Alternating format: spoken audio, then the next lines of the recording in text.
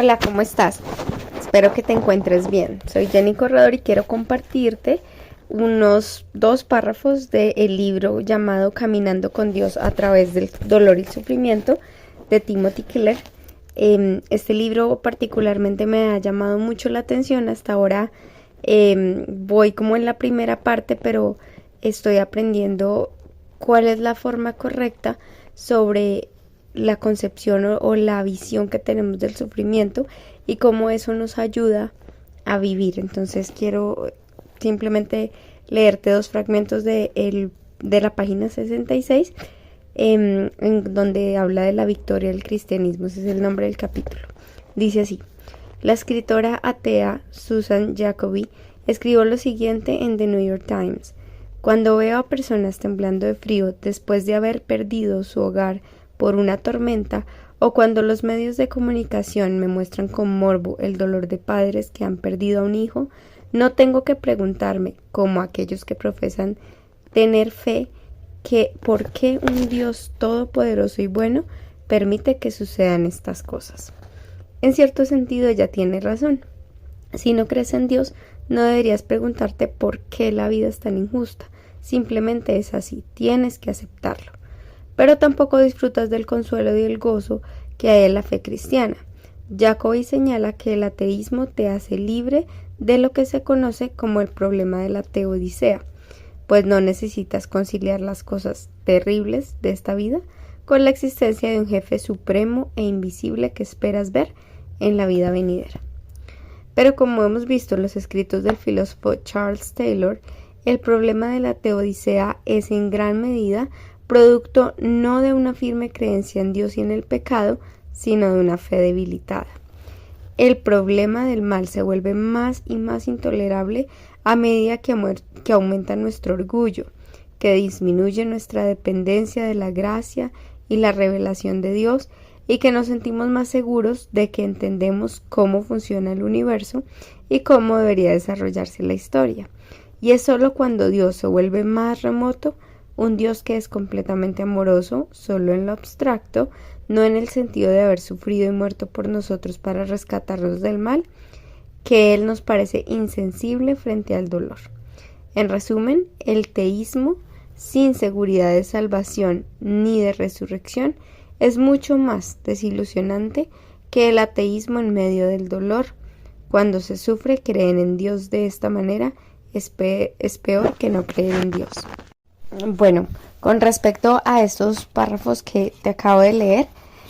quiero reflexionar un poco sobre esta parte que dice: el problema del mal se vuelve más difícil cuando crece nuestro orgullo y falla nuestra dependencia de Dios y creemos que nuestra visión es la correcta sobre el mundo, que entendemos cómo se mueve el mundo. Cuando nosotros en nuestro corazón albergamos orgullo y queremos entenderlo todo, de que queremos entender cuáles son, por qué pasan las cosas, queremos saber respuestas. Lo que a la larga pedimos es que Dios nos explique, ¿sí? Que Dios nos diga por qué hace esto y por qué no hace aquello, como si Él nos tuviera que dar cuentas. Y se vuelve más difícil porque en ese orgullo pasamos a frustrarnos, pasamos a odiar a Dios, pasamos a decir que ya nunca más vamos a creer en Dios, porque ¿cómo es posible que si Él es Dios, si Él es bueno, permita que pasen cosas malas? Y entonces lo que hacemos es tener un choque en nuestra fe, pero resulta que esa fe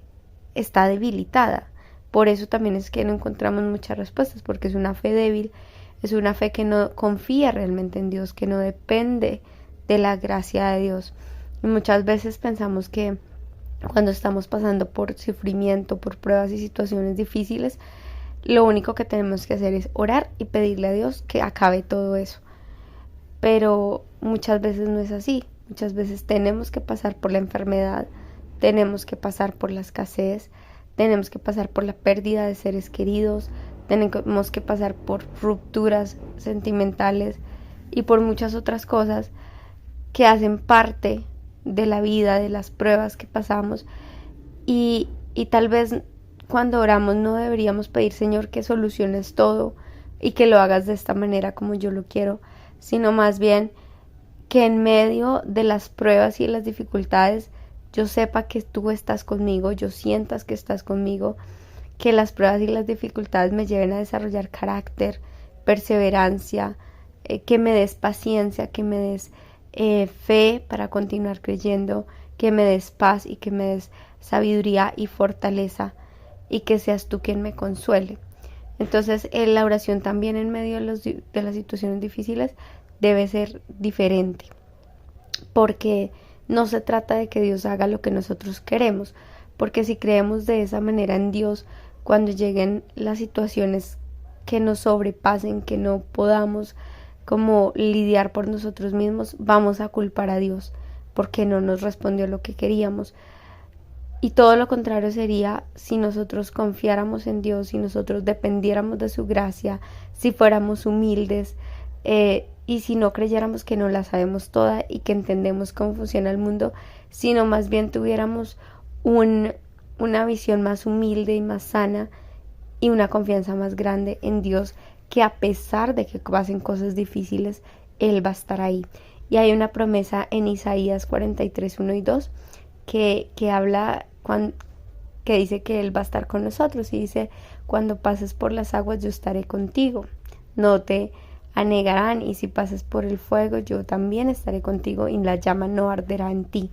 Y si lo aplicamos en nuestra vida, pasamos por muchas pruebas, pero tenemos la promesa de que Dios estará con nosotros en medio de esas situaciones y que Él nos ayudará a salir victoriosos, a salir avante en cada una de esas situaciones.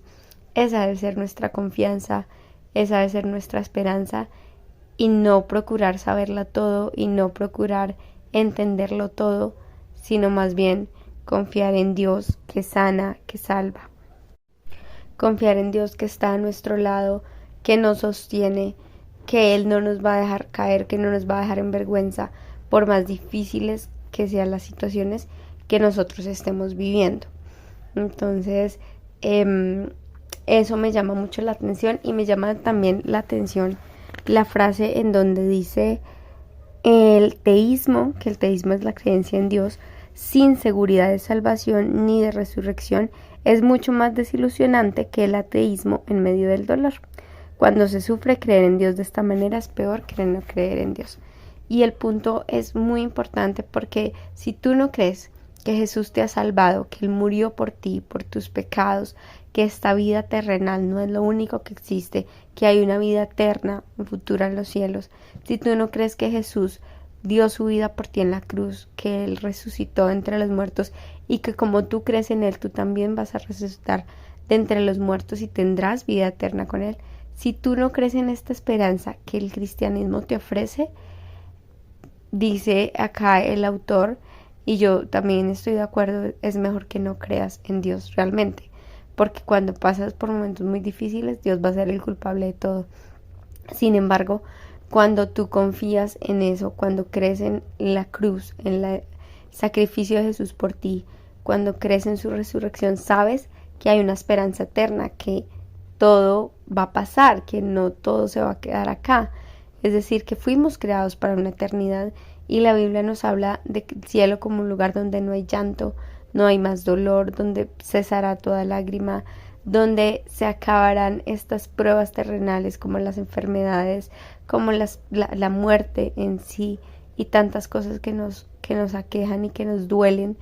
cesarán, y al contrario va a haber un gozo, va a haber paz, va a haber tranquilidad. Entonces realmente es un llamado a que nos aferremos a Dios, a que crezcamos en la fe, que nuestra fe no sea débil, que nuestra fe sea fuerte, que nuestra fe sea en Jesús, autor y consumador de la fe, como dicen Hebreos. Es un llamado a que nos llenemos de esperanza, de que hay un lugar en la eternidad para nosotros y creamos en Jesús. Y es un llamado a saber que Dios está con nosotros, que moldea nuestro carácter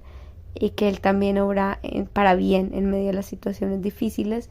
Y muchas de esas pruebas y muchas de esas cosas que pasamos es para que nos parezcamos cada día más a Jesús. La Biblia dice que debemos ser santos como Dios es santo.